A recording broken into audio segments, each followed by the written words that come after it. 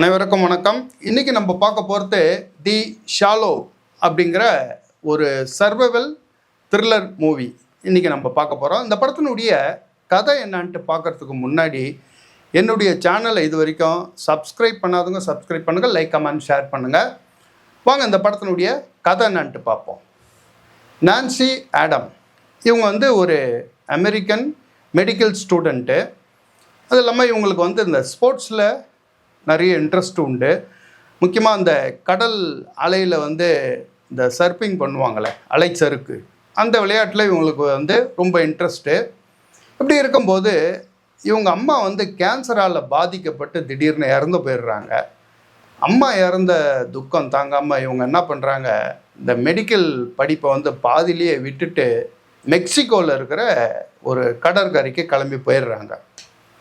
முக்கியமாக அந்த மெக்சிகோவில் இருக்கிற பீச்சுக்கு ஏன் போகிறாங்கன்னா, ஏற்கனவே இவங்க அம்மா அந்த பீச்சுக்கு போயிட்டு இவங்ககிட்ட சொல்லியிருப்பாங்க. இவங்க அம்மாவுடைய ஞாபகார்த்தமாக இவங்க அந்த மெக்சிகோவில் இருக்கிற அந்த பீச்சுக்கு போவாங்க. அந்த பீச் ரொம்ப ஒதுக்குப்புறமான பீச்சு. நிறைய பேர் அங்கே போகவே மாட்டாங்க. இவங்களை கூட்டின்னு போகிற அந்த டூரிஸ்ட் கைடு அந்த பீச்சில் இருக்கும்போது இவங்களை விட்டுட்டு அவர் கிளம்பி போயிடுறாரு. அந்த பீச்சில் பார்த்தா யாருமே கிடையாது. ஒரு ரெண்டு பேர் மட்டும் இவங்கள மாதிரியே அந்த சர்ஃபிங் பண்ணிகிட்ருக்காங்க.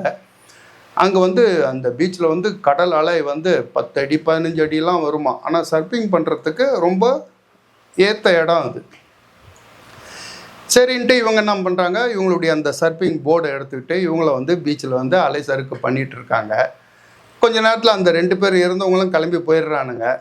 இப்போ இவங்க அந்த பீச்சில் அந்த சர்ஃபிங் பண்ணிட்டு இருக்கும்போது இவங்களுக்கு தெரியாது, இன்றைக்கி நாள் நமக்கு நம்ம வாழ்க்கையிலேயே மோசமான நாள், நம்ம உயிருக்கே ஆபத்தான நாள் அப்படின்ட்டு இவங்க கொஞ்சம் கூட நினச்சி கூட பார்க்கல. காரணம், இவங்க அந்த கடல் அலை மேலே அந்த அலை சறுக்கு பண்ணிட்டு இருக்கும்போது ஒரு பயங்கரமான ஒயிட் ஷார்க்கால் இவங்க தாக்கப்படுறாங்க. இதை பார்த்த உடனே இவங்க அலறி அடிச்சுக்கிட்டு, ஐயோ இந்த பீச்சில் ஒயிட் ஷார்க் இருக்கா, படுபாவிங்க எவனுமே சொல்லலையே அப்படின்னு சொல்லிட்டு இவங்க ரிட்டன் ஆகி நீந்தி கரைக்கு ஓடி போயிடலாம் அப்படின்னு சொல்லிட்டு நீந்தி அவசரமாக வராங்க.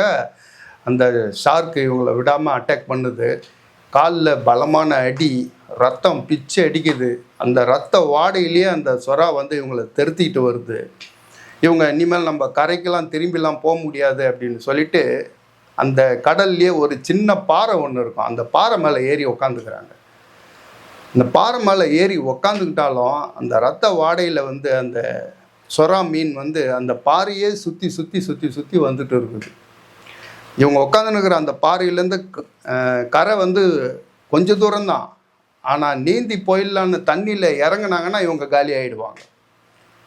இப்படியாப்பட்ட சூழ்நிலையில் இவங்க அந்த இடத்துலேருந்து தப்பிச்சாங்களா, அதுக்கப்புறம் இவங்களுடைய வாழ்க்கை என்ன ஆச்சு அப்படின்றது தான் இந்த படத்தினுடைய கதை.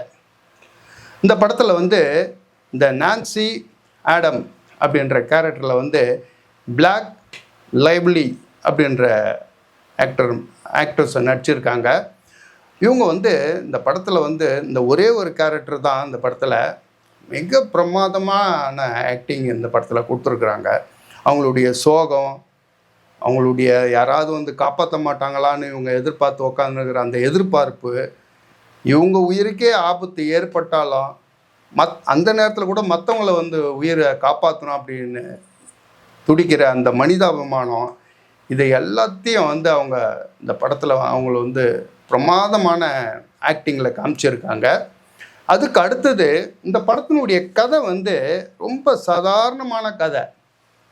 அந்த சாதாரணமான கதையை ஒரு இன்ட்ரெஸ்டிங்கான ஸ்க்ரீன் பிளேவாக மாற்றி படத்தில் ஃபஸ்ட்லேருந்து லாஸ்ட் வரைக்கும் விறுவிறுப்பாக எடுத்துன்னு போயிருக்காரு இந்த படத்தினுடைய டைரக்டரு ஜெம்மி கொலட் செரா அப்படின்றவர். அதுக்கு அடுத்தது இந்த படத்தில் முக்கியமாக இன்னொரு விஷயத்த சொல்லணுன்னா, இந்த படத்தினுடைய கேமரா ஒர்க்கை சொல்லலாம். இந்த மெக்சிகோவில் இருக்கிற அந்த பீச்சை அணுவாக இந்த கேமராமேன் படம் பிடிச்சிருக்காரு. இந்த படத்தினுடைய கேமராமேனு ஒவ்வொரு சீனும் இந்த கேமரா ஒர்க்கு பிரமாதமாக இருக்குது. முக்கியமாக ஹீரோயினை அந்த சொரா மீன் வந்து தெருத்துற இடம், ஒரு இடத்துல வந்து அந்த ஷார்க் வந்து இவங்க பின்னாடியே வரத்தை வந்து அந்த கடல் அலையில் ஒரு நிழல் மாதிரி காட்டுவார். பிரமாதமான படப்பிடிப்பு இது. அதுக்கு அடுத்தது வந்து இந்த படம் வந்து ஏ சர்டிஃபிகேட் கொடுத்துருக்காங்க. படத்தில் வந்து அடல் கண்டென்ட்லாம் எதுவும் கிடையாது. படத்தினுடைய ஹீரோயின் வந்து இந்த பிகினி ட்ரெஸ்ஸில் இருக்கிறதுனால ஏ சர்டிஃபிகேட் கொடுத்தாங்களா என்னன்னு தெரியல. மற்றபடி அடல் கண்டென்ட்லாம் ஒன்றும் இல்லை. இந்த படம் வந்து நெட்ஃப்ளிக்ஸ்லேயே போட்டிருக்காங்க. நீங்கள் மிஸ் பண்ணாத பாருங்கள். நம்ம அடுத்த வீடியோவில் பார்ப்போம். பை.